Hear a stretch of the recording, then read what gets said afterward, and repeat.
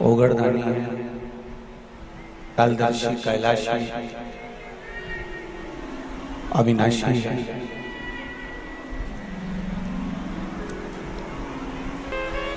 संपूर्ण विश्व का कल्याण करने वाले शंभु शरणे पड़ी मां घड़ी रे घड़ी दुख काटो दया करी ने दर्शन आपो दया करी ने दर्शन आपो। शिव कृपा होती है तब जाकर जीवन का कोई सुख हमें प्राप्त होता है। इतनी कड़क धूप में,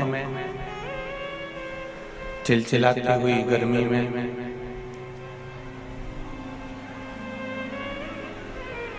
और इतनी भरचक गर्मी में भी आप लोग इतनी संख्या में पहुंचे हो कि समिति ने और यजमान परिवार ने 3 टेंट बड़े बड़े लगाए थे, आपने पहले दिन भर दिए।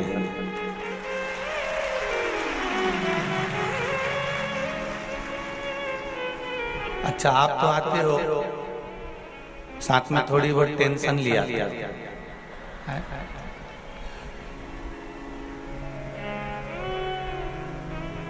और शिव की कृपा ही ऐसी है।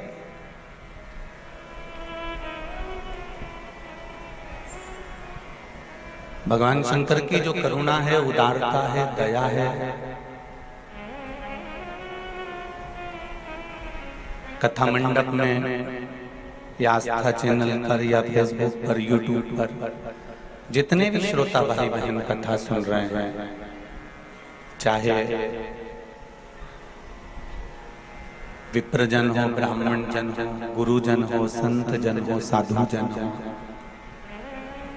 कोई राजनेता गण हो, प्रशासनिक बंधु हो, धार्मिक बंधु हो, या जितनी भी कोई संस्थाओं से जुड़े हुए हो, वो जिस भाव से, जिस हृदय से शंकर की कथा को सुनते हैं, श्रवण करते हैं, ये विश्वास मानकर चलिए कि मेरा देव अधिदेव महादेव उनकी मनोकामना 3 महीने में पूर्ण कर ही देते। ये शिव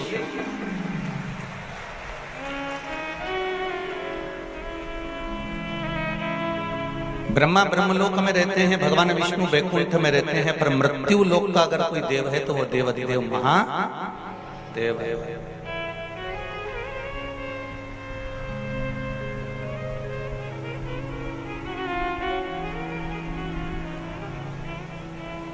और रतलाम क्षेत्र तो ऐसा क्षेत्र है कि चारों तरफ शंकर भगवान से, देवी देवताओं से, आसपास में सब दूर घिरा हुआ है। तुमसे अगर कोई पूछे कि तुम्हारा पड़ोसी कौन है तो कह दोगे हमारा सांवरिया सेठ।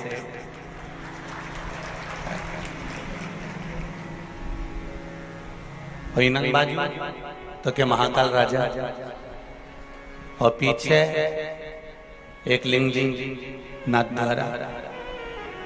जिधर जाओ रतलाम से आसपास का क्षेत्र में सब दूर चारों तरफ भगवान सर्वस्व विराजमान।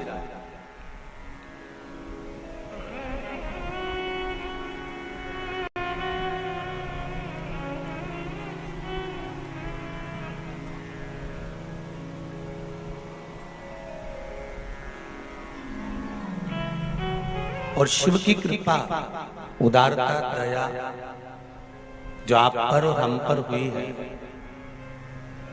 कि आप और हम बैसाख के महीने में, बैसाख शिवरात्रि, शिव महापुराण की कथा श्रवण करने के लिए विराजमान है। प्रत्येक महीने मासिक शिवरात्रि आती है, प्रत्येक महीने में शिवरात्रि आती है, और वो शिवरात्रि महीने में एक बार इसलिए आती है कि तुम अगर प्रतिदिन भगवान शंकर की आराधना नहीं कर सकते, प्रतिदिन अगर एक लोटा जल शिव को नहीं समर्पित कर सकते, शंकर को एक चावल का दाना भी अगर आप समर्पित नहीं कर सकते, एक बेलपत्र भी अगर मेरे ओघड़दानी भगवान शंकर को नहीं दे सकते, तो एक काम करो कि महीने में एक बार शंकर के मंदिर के सामने से भी निकल कर चले जाओगे तो तुम्हारा कल्याण हो ही जाएगा। इतना भी बहुत। अरे भाई, देवराज नाम का ब्राह्मण, शिव महापुराण की कथा में आती है कि देवराज नाम का ब्राह्मण जो चोरी करता था, छल करता था, कपट करता था, बेईमानी करता था, प्रपंच करता था, झूठ बोलता था, ऐसा दुनिया का कौन सा गलत काम नहीं जिसको देवराज ने नहीं किया। और मृत्यु लोक में अगर जन्म लिया है, मानव का यदि शरीर मिला है, तो संसार का कोई ऐसा मनुष्य नहीं है जो थोड़ा ना थोड़ा इस संसार के इस काजल की कोठरी में थोड़ा ना थोड़ा इस शरीर को दाग ना लगे।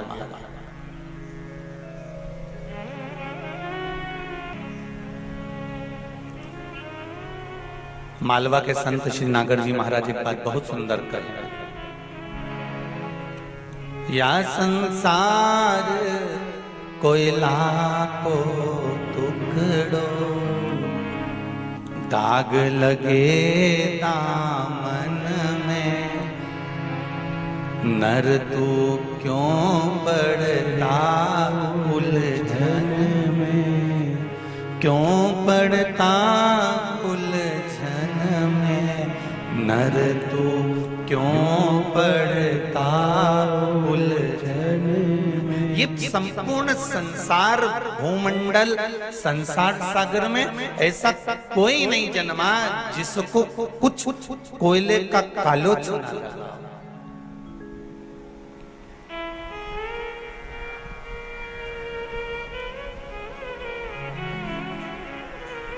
मेरे राम जी महाराज लंका पर विजय प्राप्त कर कर आए, अयोध्या के राजा बनकर बैठ गए तो भी नहीं छोड़ा। उन पर भी कह दिया गया कि बताओ, जो रावण की लंका में लेकर आई हैं, उन सीता जी को अपने साथ रखा है, उन जानकी जी को अपने साथ रखा है। भगवान कृष्ण जिनके घर में राजसी ठाठ है, दौलत है, संपदा है, धन है, वैभव है, सत्ता है, सब कुछ है, तो भी कह दिया कि इन्होंने मणि की चोरी करी है, ये चोर है। माखन तक तो ठीक था कि माखन चुराया था, पर अब तो कह दिया गया कि इन्होंने मणि चुराई।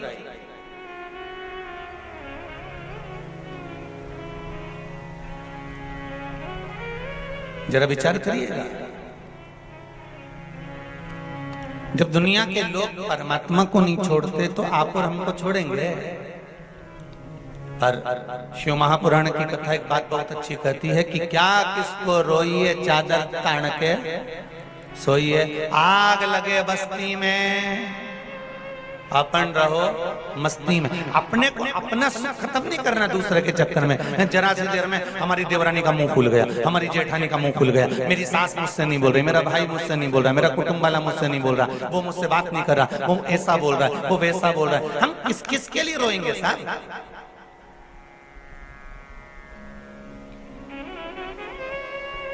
हम किस किस के लिए रोएंगे?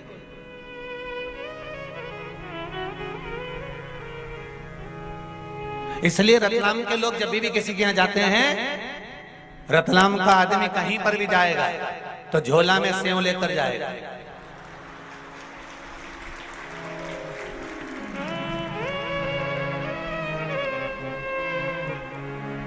और दुनिया में कहीं का सेव इतना तीखा नहीं होता जितना रतलाम का सेव होता। और जाते ही सबसे पहले मेहमान को रतलाम का सेव निकाल कर देगा।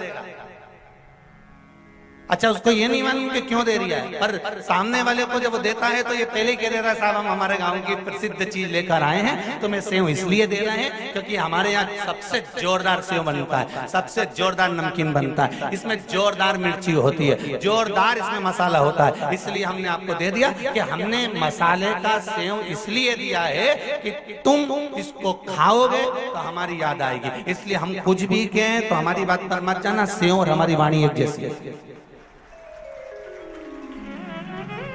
बस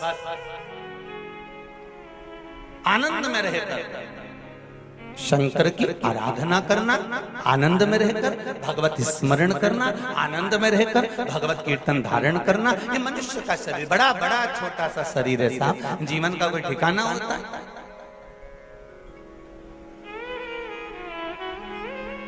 गेहूं के खेत में से एक दिन गेहूं कट जाता है, चना के खेत में से एक दिन चना कट जाता है, लहसुन के खेत में से लहसुन उखड़ जाता है, प्याज के खेत में से प्याज उखड़ जाता है, मूंगफली के खेत में से मूंगफली उखड़ जाती है, मक्का के खेत में से मक्का कट जाती है, ज्वार के खेत में से ज्वार कट जाती है, बाजरा के खेत में से बाजरा कट जाती है। उसी तरह संसार के खेत में से मनुष्य कब कट कर निकल जाए इसका कोई ठिकाना नहीं।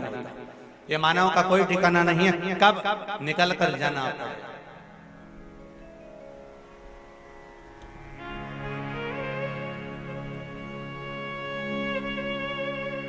बस अपनी जिंदगी को अलमस्त होकर जियो, आनंद में जियो।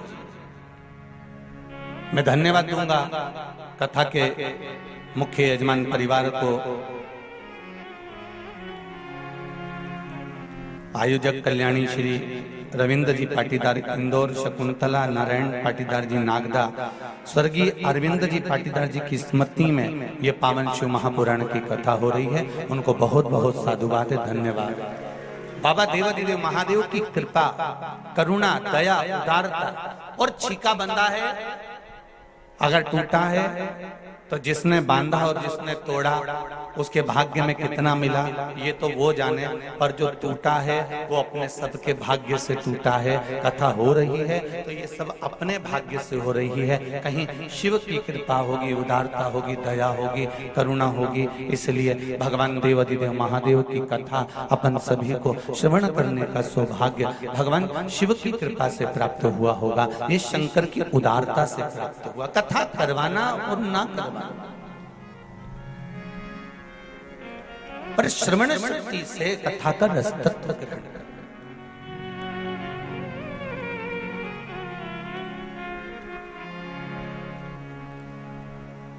केवल कथा को सुना, यहां से सुनकर यहां से निकाल दिया, बचा कुछ था कपड़ों में से झटकार दिया, वहां तक कथा को मत रखना।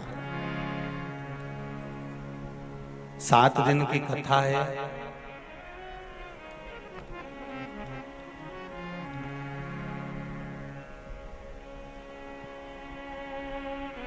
इस 7 दिन की कथा में जो आपको अच्छा लगे वो जिंदगी में थोड़ा सा उतार लाना, जो अच्छा नहीं लगे यहां से जब जाओ और रास्ता में कहीं नदी, नाला, तालाब, बावड़ी, कुआं जो मिले उसको उठाकर फेंक दे, मन में मत रख। जो अच्छा लगे उसको जीवन में उतार ले।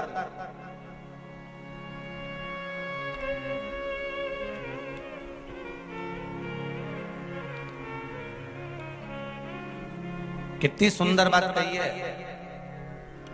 कोई तुमको बहुत सुंदर लग रहा है ना, कोई तुमको बहुत अच्छा लग रहा है ना, बहुत अच्छा लग रहा है तो उसको ज्यादा गौर से मत देखो।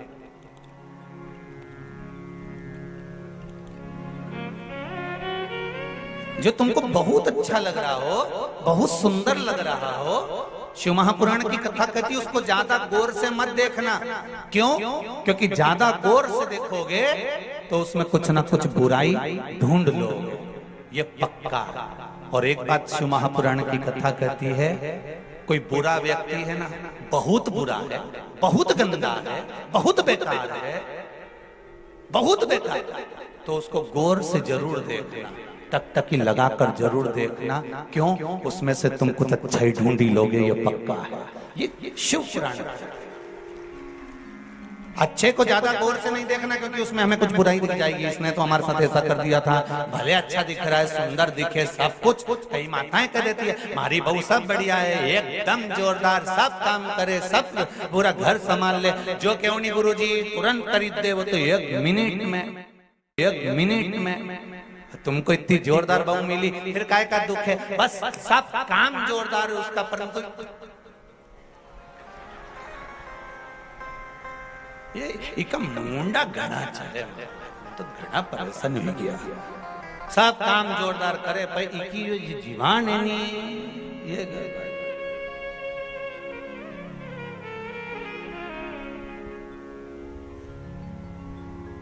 नहीं तो इनमें कहीं कमी नहीं है, जोरदार। तो भगवान भी तो यही कहता है कि मैंने जिसको जन्म दिया संसार सागर में, मृत्यु लोक में जिस मानव को भेजा है, जिस मनुष्य को मैंने पृथ्वी पर विराजमान करा है, मृत्यु लोक में जिस मनुष्य को मैंने भेजा है, मानव के शरीर को मैंने दिया है, ये कोई बेकार नहीं हो सकता। ये मानव का जो शरीर है ये बेकार नहीं है, इसको बस केवल हमको ज्ञात करना है, हमको समझना है, उसको आनंदित होना है कि ये मानव का शरीर हमें भगवान ने दिया है, तो बेकार नहीं दिया। अभी हरिद्वार की कथा में आपको कहा था, आप लोगों ने श्रवण करा होगा कि हम हमारे घर में, हमारी अलमारी में, हमारे कमरे में हम कोई भी चीज ऐसी नहीं लगते जिसका कोई उपयोग नहीं है। तुम्हारे अलमारी में जितनी साड़ी रखी है ना, सब काम की रखी है। तुम्हारी तिजोरी में जितना सामान रखा है सब काम का रखा है। तुम्हारे घर में, तुम्हारे कमरे में, तुम्हारे मकान में जो सामान रखा है वो सारा के सारा तुम्हारा संभाल कर तुमने काम का रखा। बोलो सही है कि गलत है? जब तुमने अपनी अलमारी में, तिजोरी में, तुम्हारे कमरे में, तुम्हारे मकान में जो सामान रखा वो सब काम का रखा, तो ईमानदारी की बात बताओ, भगवान का ये मृत्यु लोक घर है और उस घर में तुमको अगर रखा है तो भगवान ने तुमको फालतू का नहीं रखा है, भगवान ने भी तुमको काम का रखा कि ये मेरे काम का है। आज नहीं तो कल भजन करेगा, आज नहीं तो कल कीर्तन करेगा, आज नहीं तो कल स्मरण करेगा, आज नहीं तो कल मंत्र जाप करेगा, आज नहीं तो कल भगवत नाम में डूबेगा, भगवत स्मरण में डूबेगा। तो भगवान काम कर, भगवान कभी बेकार।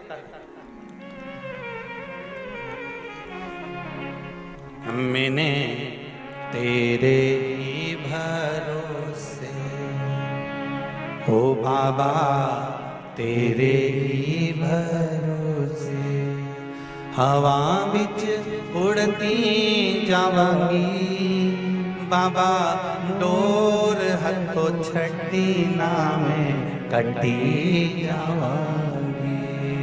ओ भोले मैं तेरी भगन, शंभो मैं तेरी भगन, हवा बिच उड़ती जावांगी, बाबा डोर हथो छड़ी ना में कटी जावांगी। हे बाबा, हमारे जीवन का सर्वस्व आपके चरणों में, आपके पास। बैसाख शिवरात्रि शिव महापुराण की कथा रतलाम वासियों को मिली है।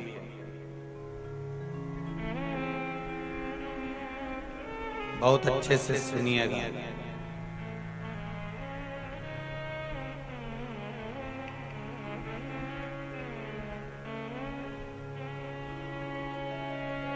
क्यों महत्व है बैसाख महीने का? स्कंद पुराण में बैसाख महत्तम कहा गया।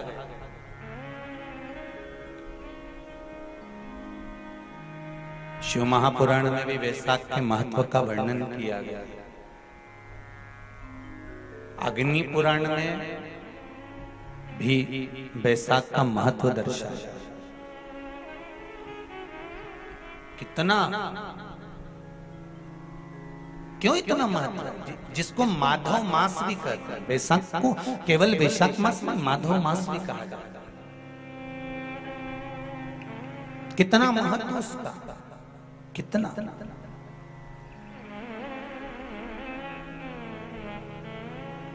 क्योंकि सतयुग, त्रेता, द्वापर और कलयुग, ये 4 युग जो हैं, इसमें सतयुग, त्रेता, द्वापर और कलयुग, उसमें जो त्रेता युग है उसका जो प्रारंभ हुआ था वो यही बैसाख के महीने से प्रारंभ हुआ था, माधव मास से प्रारंभ हुआ था। और इस पवित्र मास में कुर्मा अवतार, हयग्रीव अवतार, नरसिंह अवतार, नरनारायण अवतार, परशुराम अवतार, गंगा अवतार, ये सारे अवतार भगवान नारायण ने, भगवान विष्णु ने, मेरे शंकर भगवान ने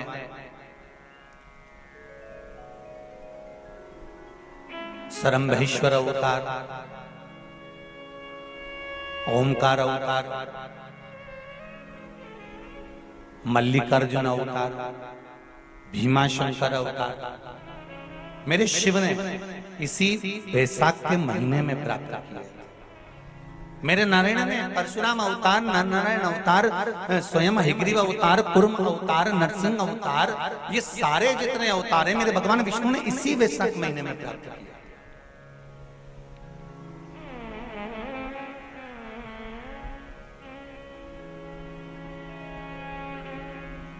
ऐसे कई अवतारों का दर्शन हमारे को वैशाख महीने में हो जाता है। और उसी वैशाख महीने की मात्र एक शिवरात्रि का स्मरण कर लेना, मात्र एक शिवरात्रि के दिन भगवान शंकर पर 1 लोटा जल समर्पित कर देना, मात्र शिवरात्रि के दिन भगवान शिव की आराधना कर लेना या शंकर का भजन कर लेना, स्मरण कर लेना, शंकर को बेलपत्री का प्राप्त किया गया जल प्रदान कर देना, उसकी क्या महत्ता हो सकती। एक बहुत सुंदर पत्र आया है। पत्र तो बहुत सारे हैं पर अभी पढ़े नहीं हैं, पत्रों की संख्या बहुत है, पढ़ेंगे इसको भी, पर उसमें कुछ जो पढ़े हैं वो ये है।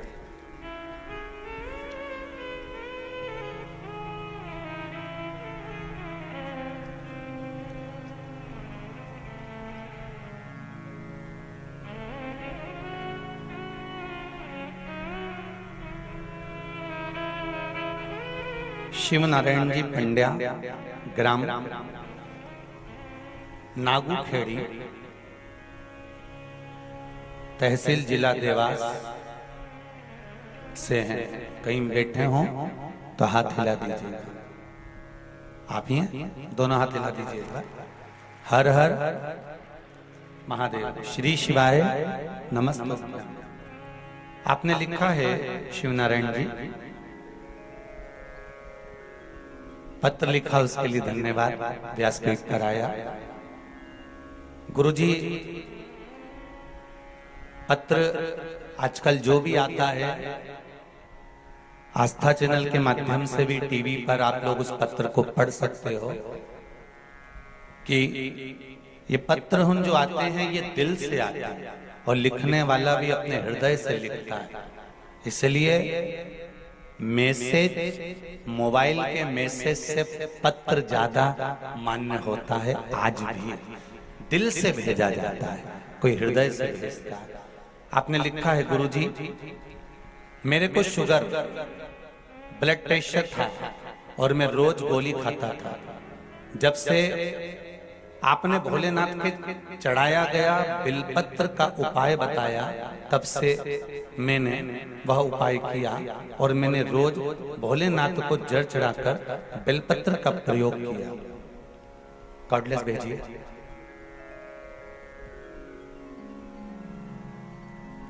पास में है इसलिए भेज दीजिए, रवाना करो जल्दी। हाँ, आगे वालों को दो और पीछे वालों को भेजेंगे, पीछे वाला उससे पीछे वाले को भेजेंगे।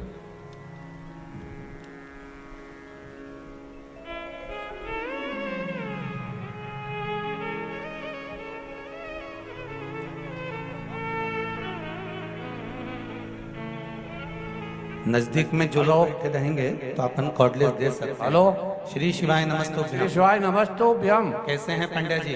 बढ़िया है सर, आशीर्वाद है आपका। आपने पत्र में लिखा है पंड्या जी की शुगर भी था और ब्लड प्रेशर भी था। हाँ गुरु जी। अभी की स्थिति ठीक है आपकी? हाँ सर, बिल्कुल नॉर्मल है सर। जांच करने के बाद बिल्कुल 130 शुगर है और 120 ब्लड प्रेशर है सर। जी, गोली खाना बंद हो गई? हाँ, गोली खाना बंद कर दिया सर। बहुत बहुत साधुवाद, बहुत बहुत बधाई। बेलपत्र खा रहे हैं? बेलपत्र और पानी? हाँ, बेल खाता था सर। एक हफ्ते में मेरे को ये बहुत फायदा हुआ। एक हफ्ते तक मैंने सलंग खाया सर। जी जी जी, बहुत बहुत साधुवाद। विराजित पंड्या जी। श्री शिवाय नमस्तुभ्यम। कितना सुंदर भाव लिखा है कि धर्म पत्नी शिव महापुराण की कथा सुनती थी। उसने एक दिन बता दिया कि शिव पुराण की कथा सुनो और उस कथा का कोई उपाय करना चाहिए। और पति ने और पत्नी ने विचार कर कर के चलो बेलपत्र का प्रयोग बताया है। अपना जाता क्या है करने में, कोई पैसा तो खर्च नहीं हो रहा, ना कहीं जांच कराने जाना है। एक लोटा जल, एक बेलपत्र शिव को समर्पित करा, पाया और उसका फल ये रहा कि अब उन्होंने लिखा है नीचे, दवाइयां मैंने गोली खाना बंद कर दी है, अब पूर्ण रूप से स्वस्थ हूं, भोले बाबा की कृपा है। ये शिव की उदारता है, ये शंकर की कृपा। आपका करा भजन, कीर्तन, स्मरण, संकीर्तन, मंत्र जाप, ये शिव कहीं ना कहीं करुणा करेगी।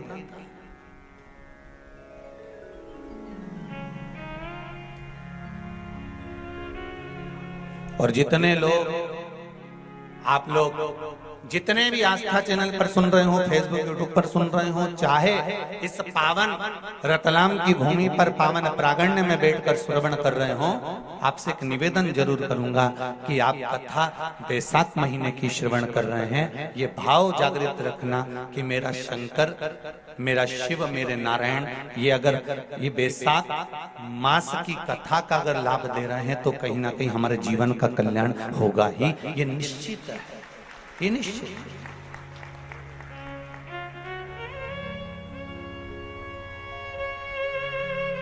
बस हृदय से, मन से, चित्त से, वृत्ति से हम भगवान शिव को रिझाएं, हम भगवान शंकर को मनाएं। और क्या चाहिए? देवराज नाम का ब्राह्मण जिसने चोरी करी, छल करा, कपट करा, बेईमानी करी, प्रपंच करा, निंदा करी, बुराई करी, ऐसा कौन सा कार्य था जो ना करा हो? उसने बेकार से बेकार, बेकार से बेकार कार्य करता रहा।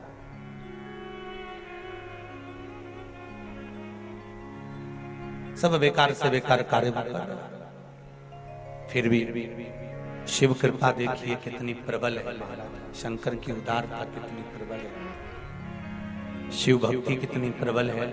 जरा विचार करिएगा कि देवराज नाम के ब्राह्मण को शरीर में ताप हुआ और वो शंकर जी के मंदिर में जाकर बैठ गया और शिव मंदिर में जाकर बैठा, जहां पर कोई ब्राह्मण देवता शिव महापुराण की कथा का वाचन कर रहे थे, शंकर भगवान की कथा का स्मरण करा रहे थे। और वो जाकर बैठ जरूर गया था पर उसका मन नहीं था।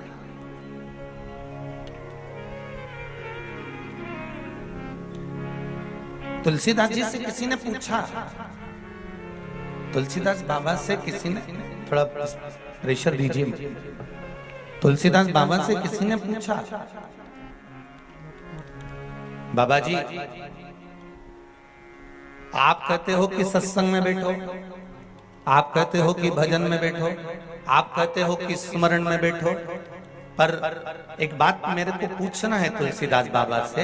तो बाबा जी ने बोला, बोलो क्या बात है? मुझे ये पूछना है, आप बोलते हो कथा में बैठो, आप बोलते हो सत्संग में बैठो, और हाँ जो बैठने वाला है सत्संगी है, भजनावली है, कीर्तनी है, जिसका मन कथा में लगा भगवान ने उसको तो तार दिया, पर जो जाकर बैठा और बैठने के बाद भी उसका मन नहीं लगा तो क्या भगवान उसको तार देगा? उसका मन तो लग ही नहीं रहा, कथा में जाकर बैठ तो गया, ने भीड़ भी बढ़ा दी। अब इतना सारा लोग कथा में आया है, ईमानदारी से बोलो, यहाँ से आधा किलोमीटर दूर पर या 500 मीटर की दूरी पर या 300 मीटर की दूरी पर या 200 मीटर की दूरी पर तुम्हारी गाड़ी रुकवा दी होगी। बोलो सही है कि गलत है? अरे तुम डरो मरो मत, 7 दिन किसी से डरने की जरूरत नहीं है, तुम तो कथा में अलमस्त होके बैठो हैं। कोई कहे कि नी नी लोग हमको घूर के देख रहे हैं, तो नहीं बोले नहीं, तुम तनी तनाई बैठी रहो। तो ऐसे कई बात नहीं, अपने 7 दिन अपने को तो आनंद से कथा सुनना है हो, तो तुम तो जो पूछे नहीं वैसे जवाब देते जाओ। और बढ़िया, तुम भी तो लिख के भेजते, तुम जवाब बोलते हो, तुम हम भी पूछे तुमसे।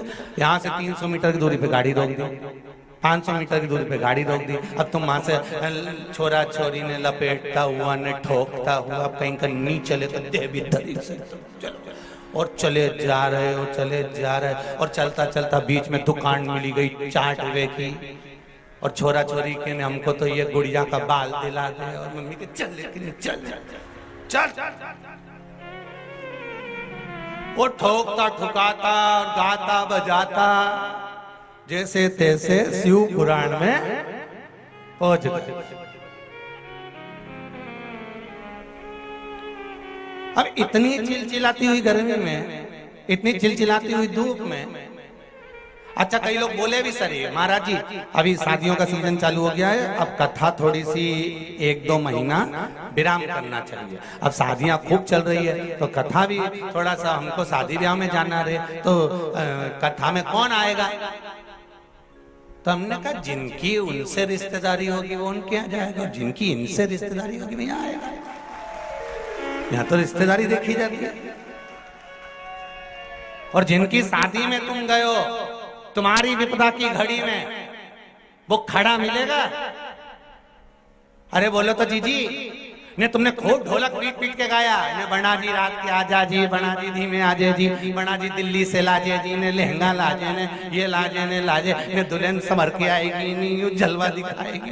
कितना गाया, आधी रात रात के 9-10 बजे तक ढोलक पीटी पीटी के गाया। अब तुमने रात के 12 बजे तक जो बना बनी गाया तुम्हारे की काम आया। और यहां बैठकर जो तुमने भजन गाया वो अंत समय तक काम आया। तो अब वो किस काम का?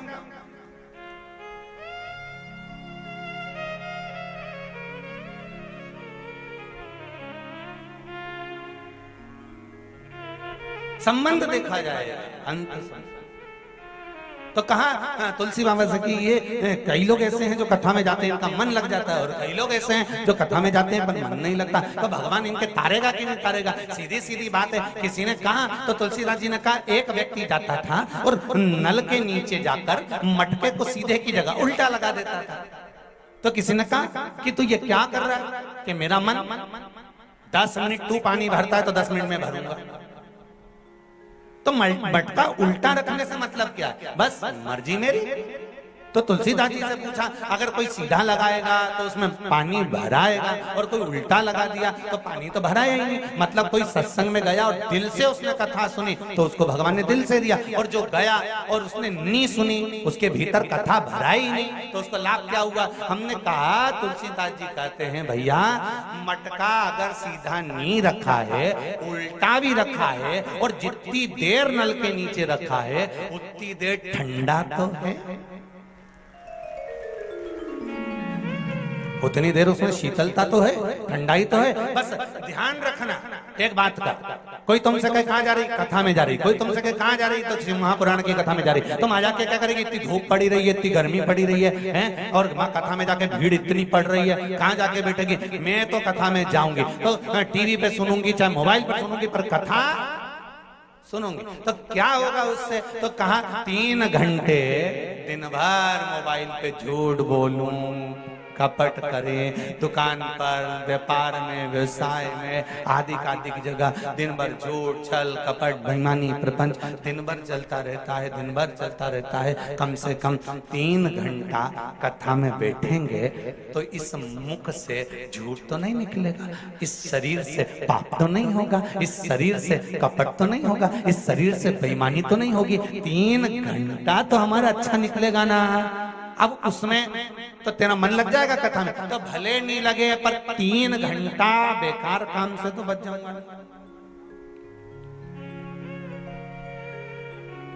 3 घंटे अगर बेकार काम से बच गए तो भी शिव जी की कृपा ही समझना, क्योंकि या संसार कोई लाखों टुकड़ों दाग लगे दामन में, मन तू मत पड़ रे उलझन में, मत पड़ रे उलझन में, नर तू मत पड़ रे उलझन। अगर पढ़ना है तो शिव की भक्ति में पढ़ो, शिव की भक्ति,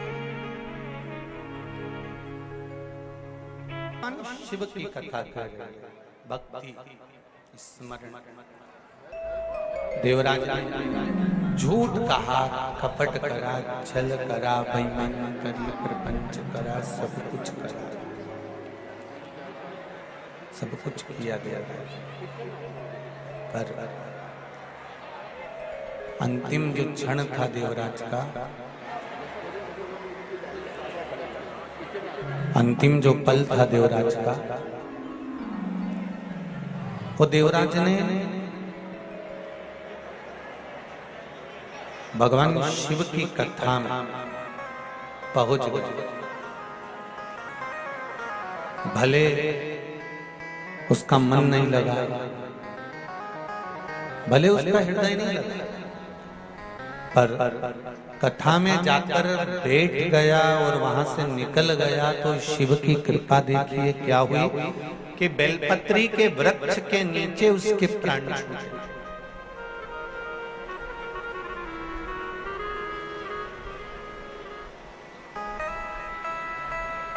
बेलपत्री के वृक्ष के नीचे,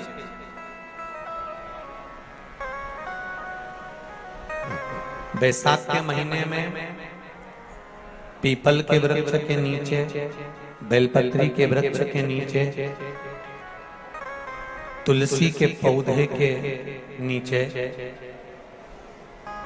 आंवले के नीचे, बट वृक्ष के नीचे, शमी वृक्ष के नीचे जल चढ़ाने का महत्व हमारे यहाँ बैसाख शिवरात्रि शिव महापुराण में मिलता है।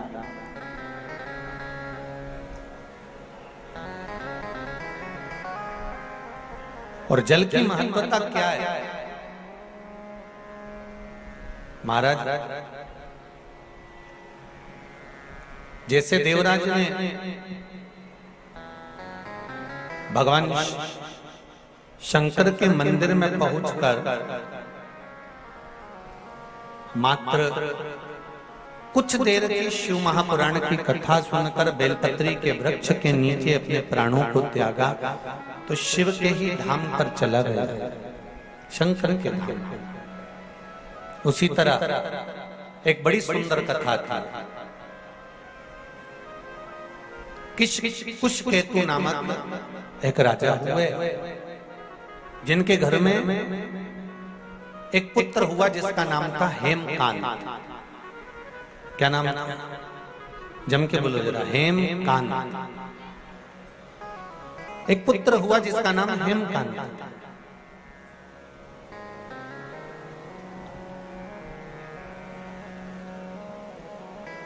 अब हेमकांत जो था वो बड़ा प्रबल वीर था, उसके पास में बहुत सारे अस्त्र शस्त्र विद्या सारा ठाट उसके पास में।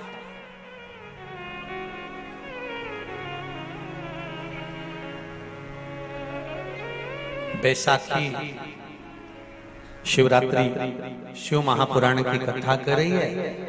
एक दिन हेमकांत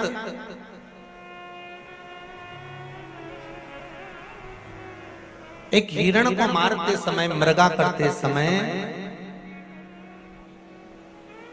जाते जाते जाते जाते घोर जंगल में पहुंच गए।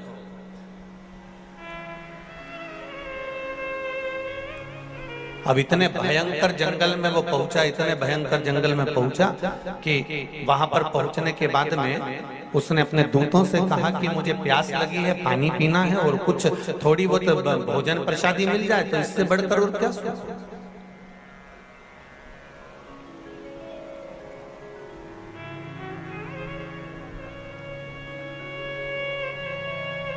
जाओ जरा भोजन की व्यवस्था देखिए, पानी की व्यवस्था देखिए।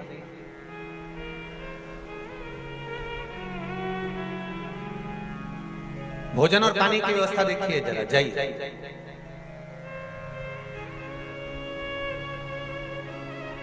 बैसाख का महीना अगर किसी को एक गिलास पानी भी पिलाने का मौका मिल जाए ना, तो समझ लेना कि तुमने गंगा जी की 100 डुबकी लगा।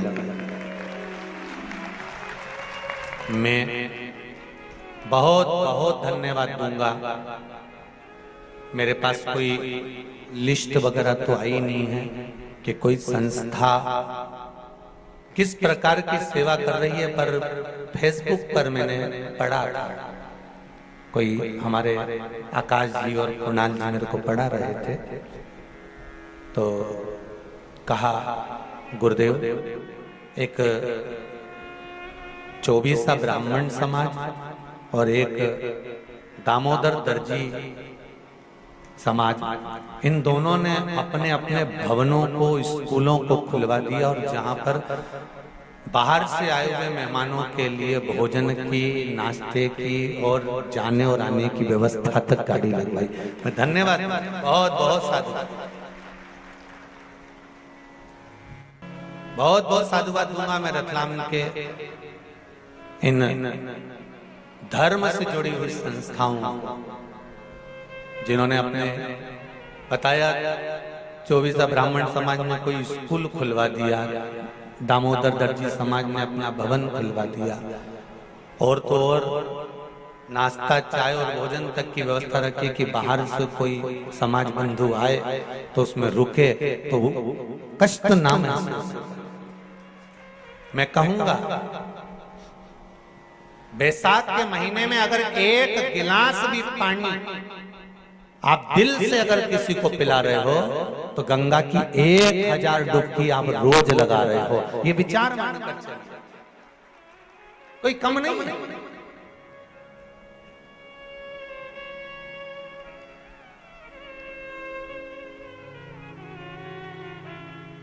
किसी न किसी रूप में हम जब भगवान के प्रति समर्पित होते हैं, हमारा समर्पण जब भगवान के प्रति होता है, हमारा समर्पण भाव जब भगवान के प्रति होता है, तो उसका सुख हमें मिलता जरूर है। और शंकर की कथा में शिव को केवल तुम्हारा निर्मल मन सो मोहि पावा, मोहि छल छल कपट नाम। शंकर को निर्मल चित्त, निर्मल मन, निर्मल भाव चाहिए, निर्मल दिल चाहिए।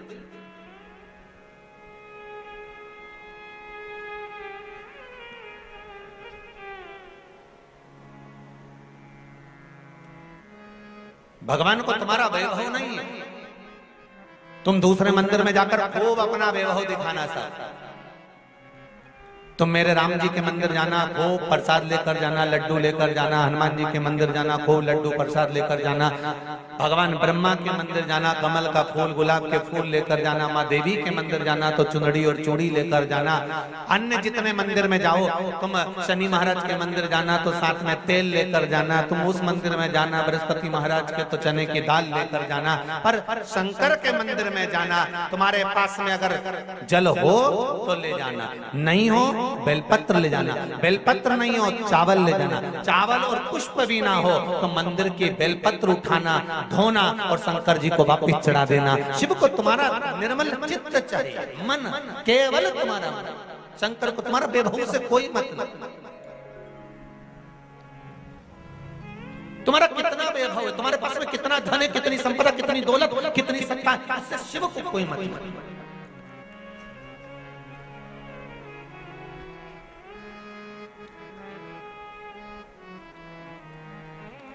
आपने भगवान को दिया क्या है, भगवान को आपने समर्पित किया क्या?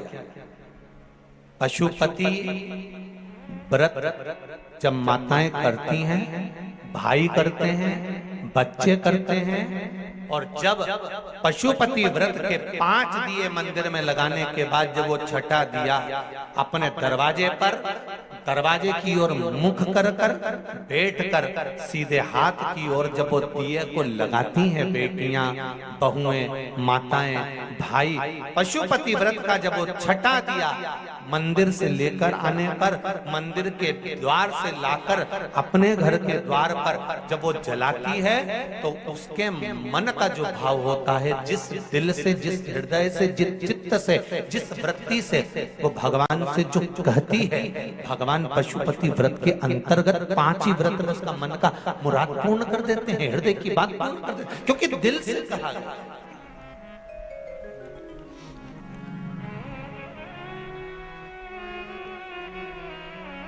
जो दिल से कहा जाता है भगवान उसको दिल से स्वीकार करता है। अब हेमकांत गए थे मृगा करने के लिए, और हेमकांत गए और जितने उनके साथ में गए थे वो सब देखने के लिए गए कि भोजन मिल जाए, पानी मिल जाए। कहीं गए और जाने के बाद उनको कहीं मिला नहीं कुछ भी, वापस लौट कर आ गए। तो हेमकांत आगे जाते जाते जाते जाते उनको एक सुंदर आश्रम मिला,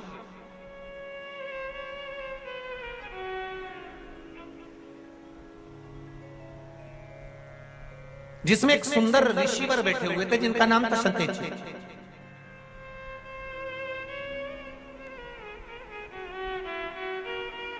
और जब वहां जाकर उन्होंने देखा कि मैं आया और मेरा कोई आदर नहीं, जैसे श्रीमद् भागवत कथा में आता है कि राजा परीक्षित जब गए और शमीक बाबा के आश्रम पर पहुंचकर जल की याचना करी और जल नहीं मिला। इन्होंने तो याचना भी नहीं करी कि मुझे जल चाहिए, इन्होंने तो जाते से बस वहां पहुंचने के बाद इनके मन में आ गया कि मैं यहाँ पर आया हूँ और मेरा आदर होना चाहिए। शिव महापुराण की कथा कहती है, बहुत सावधानी से सुनना।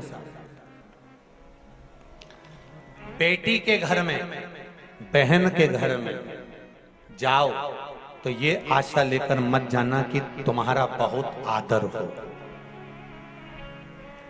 गुरु के दरवाजे पर जब जाओ तो ये आशा लेकर मत जाना कि तुम्हारा बहुत आदर हो। मंदिर में जब जाओ तो ये आशा लेकर मत जाना कि तुम्हारा बहुत आदर हो।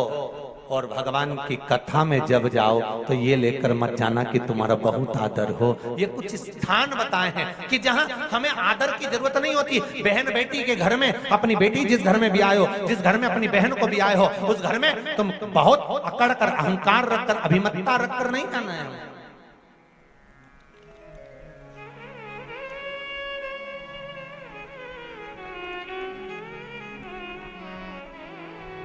बहुत अभिमान था भगवान कृष्ण की एक धर्मपत्नी माता सत्यभामा जी को, बहुत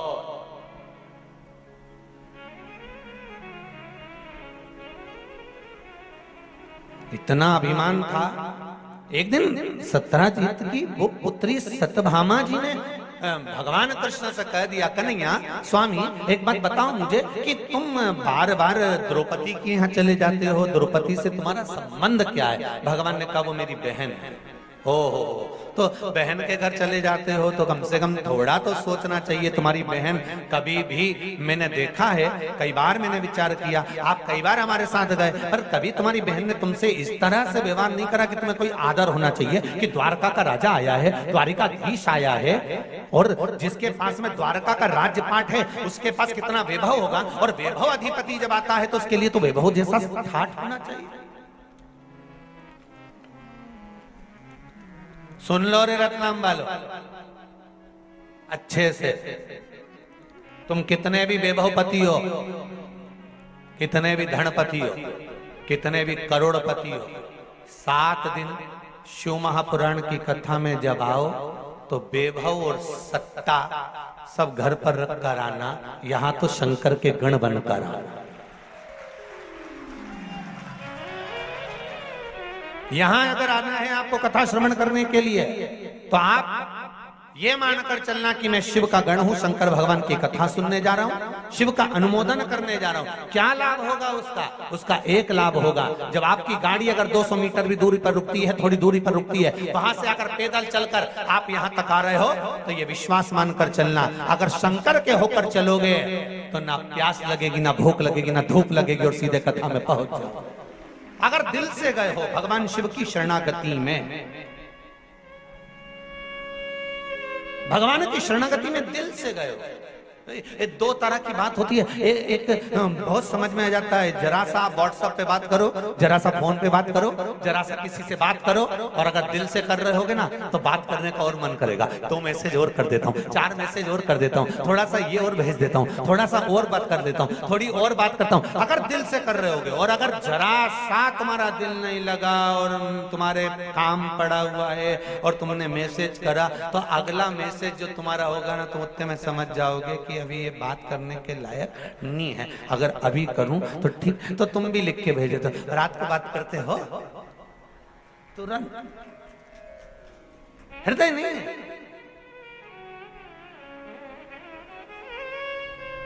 अब शिव के होकर चलो। 7 दिन हमें किसी के नहीं होना, 7 दिन हमें शंकर के होना। और जब शिव के होकर चलोगे तो जीवन की जितने शरीर में, बैसाख महीने में आप शंकर के धाम जा रहे हो, बैसाख महीने में आप आस्था चैनल पर शिव महापुराण की कथा सुन रहे हो, बैसाख महीने में फेसबुक और यूट्यूब पर आप कथा सुन रहे हो। ये आपके भीतर होना चाहिए कि आप क्या प्राप्त करो। कथा थी 2 बजे से 5 बजे की। हमने भी हरिद्वार में बोल दिया था, क्योंकि यहाँ का जो बैनर गया था उसमें 2 से 5 लिखा था। हम आस्था चैनल वालों से पूछ ही नहीं पाए। कथा थी 1 बजे से 4 बजे। अब यजमान जी बोले, पाटीदार जी, गुरु जी, वो कथा तो 2 से 5 लिखा गई है और टीवी पर 1 से 4 है, और आपने भी मंच से कह दिया 2 से 5 का। हमने कहा कोई बात नहीं, बैसाख महीने की कथा है। बैसाख का प्रारंभ त्रेता से हुआ था, तो कलयुग से त्रेता में खसक गए। 2 बजे से 1 बजे में खसक गए तो तकलीफ क्या है?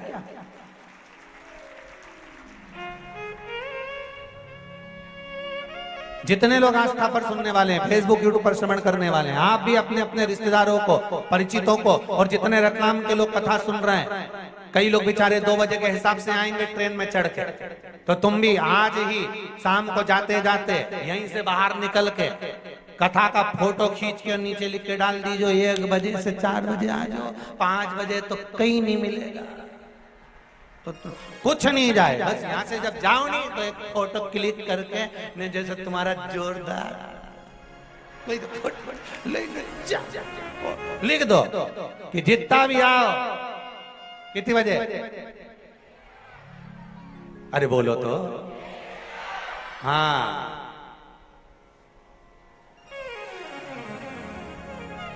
बहुत जरूरत है।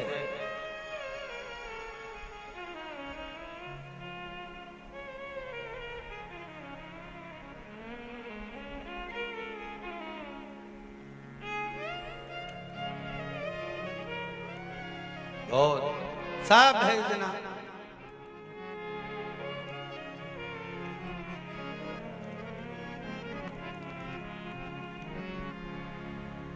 शिव भक्ति है।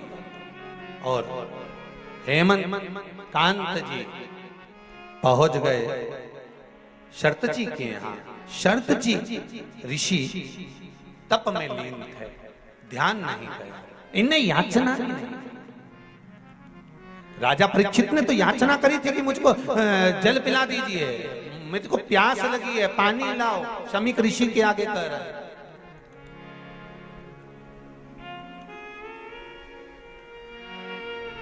पर हेमकांत ने नहीं कहा कि मुझे प्यास लगी। वो तो गए, बैठे और देखा कि मेरा कोई आदर नहीं, मेरा कोई सम्मान नहीं, मेरा कोई सत्कार नहीं, मेरे लिए कोई स्थान नहीं।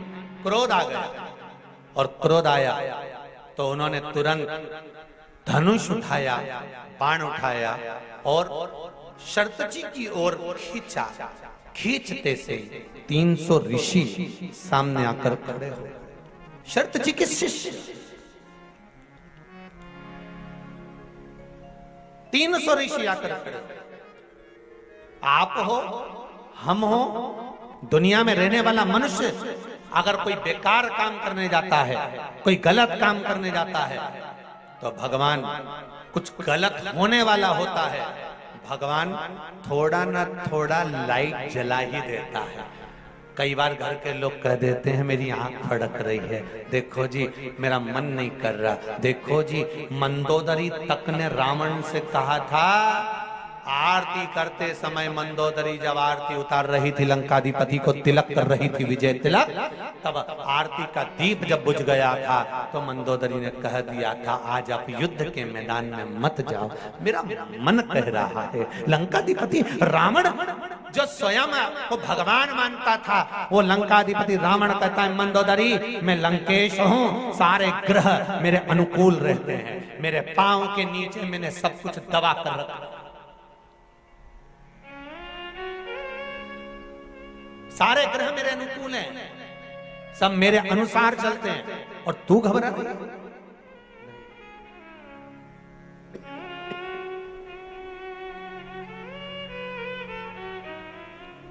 मंदोदरी तू चिंता मत कर, तेरा पति विजय होकर आएगा।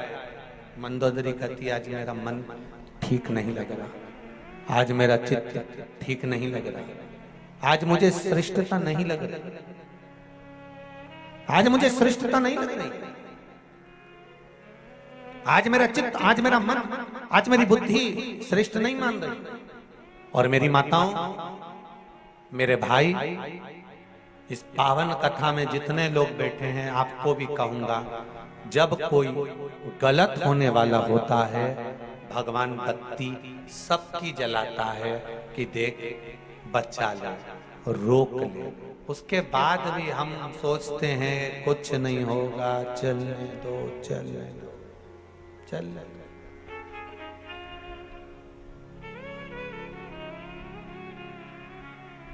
चित्त रमा, ऋषियों ने रोक दिया। ऋषियों ने कहा आप आगे ना सुनो राजन, आप कुश केतु के पुत्र हैं, वो कुश केतु जिसने अपने जीवन में समर्पण किया, दान करा, पुण्य करा, सत्कर्म करा, भजन करा, कीर्तन करा, मंत्र जाप करा, नाम स्मरण करा।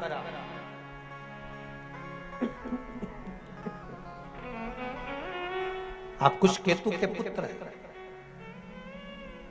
राजन,